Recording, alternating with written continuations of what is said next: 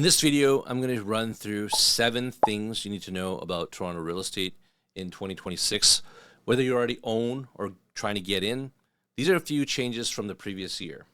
All right, let's get into it. Number 1, the Toronto Vacant Home Tax. Have you received one of these bright yellow envelopes in the mail? This is our favorite yearly little gem that was brought to us in 2022 to solve the housing crisis. You know, the idea that we need to stop greedy rich investors from buying properties just to leave them empty and shrink the rental supply. In my experience of over 2 decades, I had approximately 0 clients who wanted to keep an investment property vacant. However, I do know this does exist in parts of China. To what scale this is a problem here in Canada, I'm not sure. But boy, was it a great excuse to create a brand new revenue source for the city and to drive away high net worth individuals from owning properties in Toronto, as many of them like to keep their properties empty most of the year. Wouldn't you if you had hundreds of millions of dollars? Anyways, it started at 1%, but then they jacked it up to 3% starting in 2024, and the city's own estimate is over $100 million in revenue. So don't forget to file this before April 30th or end up contributing to their coffers, or you're going to spend a lot of time trying to unwind it after the fact. If you don't know how, check out the video up here. It's super easy and it'll literally take you like 2 minutes. I'm doing mine right after I film this so I can finally get rid of these envelopes. Number 2, the property flipping rule. If you sell a residential property within 12 months of buying it, the profit is treated as business income, not capital gain. And you can't use the principal residence exemption to wipe it out. There are a few exceptions for legit life events like death, disability, divorce, and job relocation. I'll drop the government link in the description so you can see the details. But let's be real. This isn't a concern for anyone in this market. The only thing getting flipped are people's net worth after closing on a new build. The government was late to the party with this rule. If they rolled it out back in like 2014 when everyone was like flipping like crazy, they would have made a killing. Now, most people aren't flipping because they can't. And I don't see that changing anytime soon. Number 3, 30-year mortgages with less than 20% down. You can now get a 30-year amortization on an insured mortgage, however, only for new builds. Meaning even if you put less than 20% down, you may still qualify for a 30-year amortization. Before this, if you had less than 20% down, you're capped at 25 years.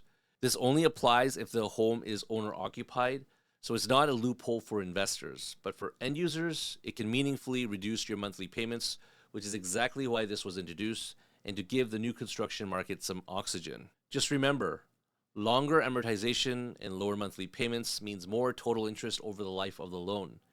It helps you qualify, it doesn't make the home cheaper. I believe this policy was put into place to try to create more demand. Number 4, uninsured mortgage cap increase. The default insurance mortgage cap was increased from $1 million to $1.5 million. They are basically making it easier for buyers who have a smaller down payment to qualify for a more expensive home. Whether this is a good idea or not, time will tell. This is another policy that was put into place to try to create more demand. Number 5, Ontario Bill 60. Okay, finally something positive for once. Full disclosure, I'm biased towards landlords. Many of my family, friends, and clients are landlords. I'm also a landlord, so I want the rules to be predictable and, most importantly, fair. This bill is a step in the right direction. While the bill has received royal assent, it still needs to come into force by cabinet order, so it's not fully live yet, but it's coming. Once it's in effect, here are the landlord-friendly changes you should know. First, the timelines to move things forward for non-payment of rent, specifically the termination date on the N4, gets shorter. 7 days instead of the current 14 days before you can file your L1, which schedules you a hearing with the board. Second, they will define what is persistent late payment, so you can try to evict if the tenant is persistently late. They're finally going to define it by regulation. Right now, it's basically by interpretation and inconsistent calls. Third, if you give at least 120 days eviction notice for the landlord's own use, and it lines up with the end of the term or rental period, you don't owe the 1-month compensation. Currently, you have to pay no matter how many days you give notice. Fourth, if a tenant tries to raise their own issues at a rent arrears eviction hearing, they'll have to pay 50% of the arrears first. And the reason for this change is to stop tenants from raising issues as a delay tactic to dragging the case out while paying nothing. And it forces the hearing to focus on the real question, are you paying rent or not? Fifth, right now you have 30 days to request an LTB review of an order. Bill 60 cuts that to 15 days, so the window to challenge a decision gets a lot tighter. And finally, you'll have to use the official forms, the LTB approved ones, unless the province prescribes a mandatory version, which should reduce any paperwork disputes. If we keep moving towards faster and clearer rules, confidence comes back, and confidence supports rental investment and ultimately property values. So more of this, please. Number 6, first-time buyer incentives. There are 2 potential changes for first-time buyers. The first change, which is already in place, is that first-time buyers can now get a 30-year amortization on resale even with less than 20% down, not just new construction. Before, it was capped at a 25-year amortization. This is slightly different from number 3, which was only for new construction. This is specifically for resale and only for first-time buyers. The second, and this is big if it passes, is if you buy new construction as a first-time buyer, the proposal is you won't have to pay the 5% GST, the federal part of the HST, up to $1 million, and it's phased out up to $1.5 million, meaning that you'll get a portion of it up to $1.5 million. Plus, Ontario's plan will mirror this as well to remove the 8% provincial portion. If this gets passed, there's significant savings coming, so this is positive news, especially for the new home market because they've been getting crushed for the past 4 years. It's a good time to be a first-time buyer. Number 7, the foreign buyer ban. Here's another scapegoat policy which prevents foreigners from buying real estate properties in the census metropolitan area. That's basically all the good areas in Canada where people actually want to live. Foreigners are free to buy in areas like Sudbury. I'm sorry, Sudbury, not trying to hate on you, but it looks pretty rough there, and you can blame it on your leaders who set your policy. Check out this guy's YouTube. He's doing some great work bringing awareness to what's going on there and in other parts of Canada. So go check out his channel, Chris Must List. I'll link it in the description below. For a foreigner to have the privilege of buying in the less desirable areas of Ontario, they'll need to uphold the Canadian tradition of paying high taxes. We have a special 25% tax just for foreigners, and if it's in Toronto, you'll have to pay another 10% on top of that. But right now, you're not allowed to buy in Toronto, so that doesn't matter for you. I don't know about you, but isn't discriminating people against based on their nationality where they have the freedom to buy with their own money kind of backwards these days? Now, here's the part that matters. Do you really think this is the solution? Do you really think foreign buyer bans are the solution that will help you, the Canadian, buy? I don't think so. All it took was jacking up the interest rates, and all the problems we thought we had with all these foreigners just went away. And it also helps if you make Canada a shitty place to live, so no one wants to come here. That's been the solution all along. So I'd like to thank and congratulate our government on doing such a great job at this. Bravo, bravo. They're like this. This is the plan.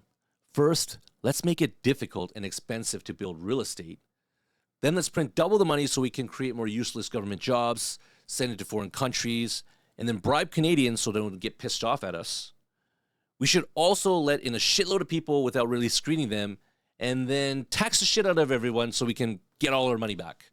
Bada bing, bada boom. If you think some foreigner buying real estate here is a reason why you can't, your worldview is about this big, and you're falling right into the mind trap that was specifically designed for you. I'm sorry to pop your reality bubble, but foreigners are not the problem here. The reason why you can't buy real estate is because you can't afford it. Simple as that. And the only person that can change it is you, not some foreigner. Prices are the lowest they've been in about 7 to 8 years, down around 25% from the peak, back to 2019 levels in some areas. It's the most affordable I've seen in a while, and that goes for rentals too. So ask yourself, why aren't you out there making a move? It's not a foreigner problem, it's a you problem. You need to take accountability for your own actions that put you in the current situation where you are at. You can either choose to blame everyone else for your situation, or you can take ownership of your life and start making meaningful changes. Most things that are rewarding in life take discipline, risk, and sacrifice. Read Extreme Ownership by Jocko Willink and Leif Babin to learn how. Hey, don't get me wrong. I'm not trying to be unsympathetic to the affordability crisis. I know it's real.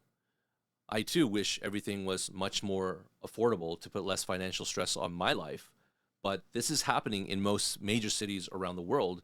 And I don't think you or I can do anything to change it. You basically just need to accept it and expect it to get worse. The blunt reality is you can't blame other people for your money problems. And honestly, a lot of people cheering for this ban and tax still wouldn't be able to buy even if the policy stayed forever. Inflation and declining affordability are problems. But if you want to find someone to thank for our current state of our economy, show that appreciation to the leaders making the decisions, not the foreigners. This foreign buyer ban is until the end of this year, so hopefully it's gone in 2027, and this is the last year I have to talk about it, because it's useless and very non-Canadian in my opinion, and I wish they would get rid of the foreign buyer tax as well. We need foreign demand to help our real estate market because it's shit right now. All right, that's all I have for you this year. If you take one thing away from this video, it's this: policy matters. And we've had a lot of incompetent decision making in this country that's made life harder than it needs to be. Canada used to feel like the place to be, and I was proud of that. Now, it's getting embarrassing watching what we're turning into. So, what do we do to drive meaningful change? Honestly, I don't have the magical answer. I'm only one person. You're only one person. But that's how every machine stays in power.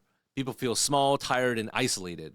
So, I'm not going to wish you an empty, happy new year. I'm going to say this: I hope you make it through this year in one piece. Life is hard. Most of the year isn't happy. It's work, stress, problems, setbacks, and getting back up anyway. So I wish you a resilient new year. Persevere, don't give up, and I'll see you in the next video.